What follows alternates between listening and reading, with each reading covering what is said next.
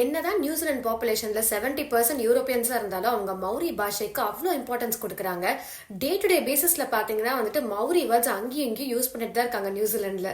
Play ஸ்கூல்ல ஆரம்பிச்சு school, college, work place சொல்லிட்டு எல்லா இடத்துலயுமே மௌரி லாங்குவேஜ் யூஸ் பண்றதுக்கு ரொம்பவே இம்பார்ட்டன்ஸ் கொடுப்பாங்க இவங்க.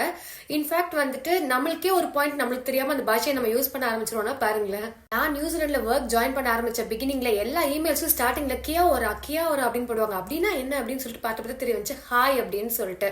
ஸோ நியூசிலாண்டர்ஸ் இமெயில கூட மௌரி வேர்ட்ல வச்சுதாங்க ஸ்டார்ட் பண்ணுவாங்க.